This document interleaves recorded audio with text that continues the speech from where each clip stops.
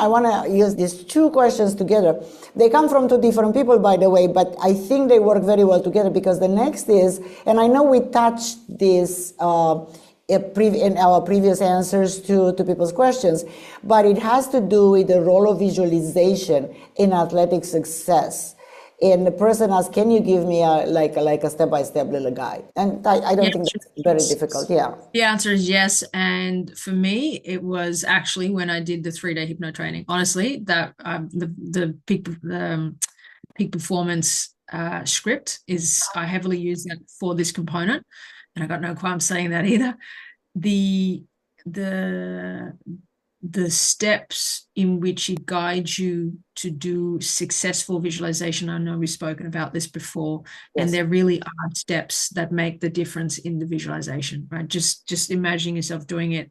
So just because I'm curious, and you're the specialist here in sports, just because I'm curious, so when you do visualization, so future goals and results and so on and so forth, do you use both association and dissociation? Yes. So you do? Yep. Yeah, because so for those of you who don't know NLP, it simply means if you imagine something and you close your eyes and you imagine something, you can imagine something happening in the future through your own eyes, meaning you don't see yourself in that picture. Or you can visualize something where you see your body as being part of the action that happens in that future picture. And it's a major difference between the two. However, we also know that the unconscious level, the unconscious mind, doesn't make the difference between a very vivid visualization, vivid meaning it has certain qualities, certain colors, certain brightness, certain focus, and certain maybe sounds, feelings all associated with it, versus a real image, which is incredibly important principle in terms of, I think, visualization or visualizing correctly. I guess that's what I'm trying to say.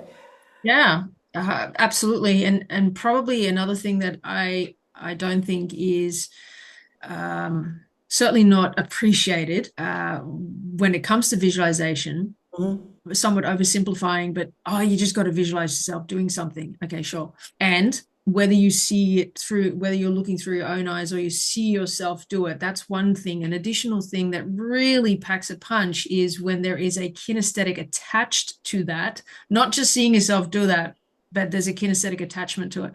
That really, for me, was kind of when it hit home run. And I remember when I did this totally unconsciously, I had no idea that is actually what I was doing, but not until I looked back and went, I actually followed the script, but without knowing what I was doing. Yeah. Where I had a goal and I could see it so vividly, and it started off with me looking through my own eyes until I could see myself, but the emotional connection was so high that it drove me for a whole year, and I was in full pursuit of that, and I'm happy to say that I actually did stand on that podium, and I did certainly medal, which was fantastic. But if it didn't come with the kinesthetic component, it would have just been another image. It would have just been, I see myself doing something. I can imagine myself. I will call that dry. It's a dry. Yeah.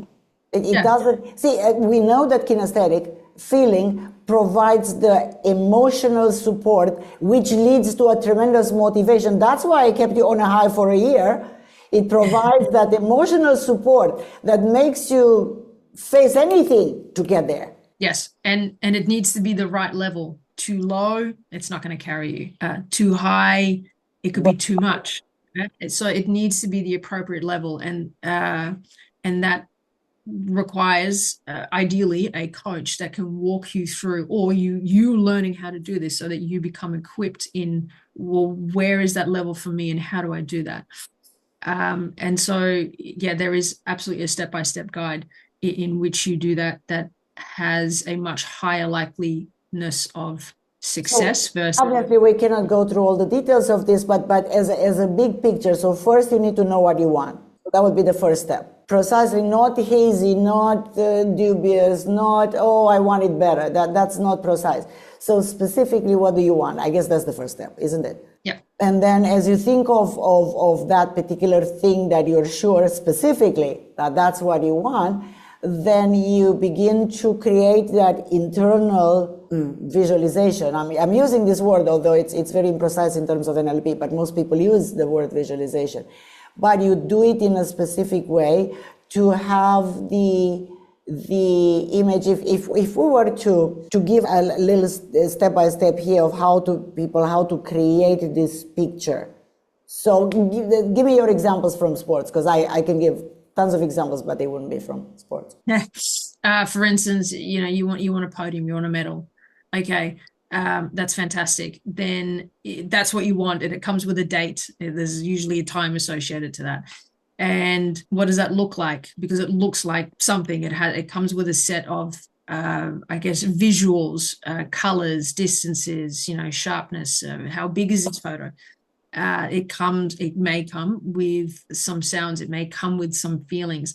And when you initially visualize yourself doing this, in the action of doing this through first person, and then you step out and you see yourself do this successfully, that becomes a huge driving force. I know you mentioned earlier the unconscious mind, and it doesn't know how to distinguish between something that's so vivid versus an actual something that's happening now. So and the moment you can then add the appropriate level of kinesthetic to that, and then really be able to pump that up. And then probably more importantly is we need to actually drop this. And I know this is where timeline therapy comes in. This needs to become part of our goal. I was just thinking, hearing you, it's almost like how to insert a goal in your future timeline in a way that makes it happen, isn't it?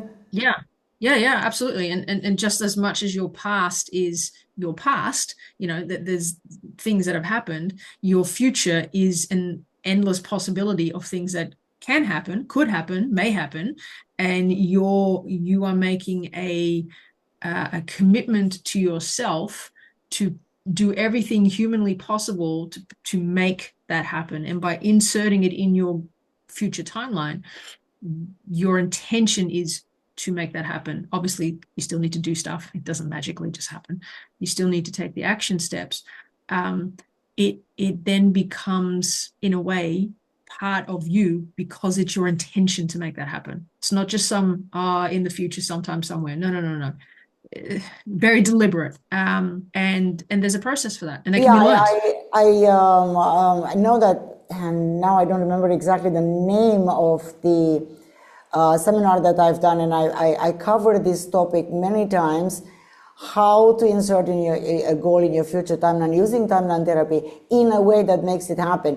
But I'm sure it's on my YouTube channel, and I will have to remember the name of the seminar that I've done, and also I've done a lot of talks about this, because the process is actually fairly straightforward. But what Emma's describing here and what we're talking about is it can never lead to any success unless first of all, you need to know specifically what you want. Emma mentioned many times the issue of time. It has to have a date, very clear date specified. And then the issue of, no matter how beautiful that picture you can imagine it, it has to have that incredibly powerful kinesthetic, the feeling associated with it, because that carries you and motivates you to actually do the work and take the steps to get there, right? Yep, 100%. Very powerful when you know how to do it. Excellent. Perfect. See you next time, Emma. And I hope this helps for all of you.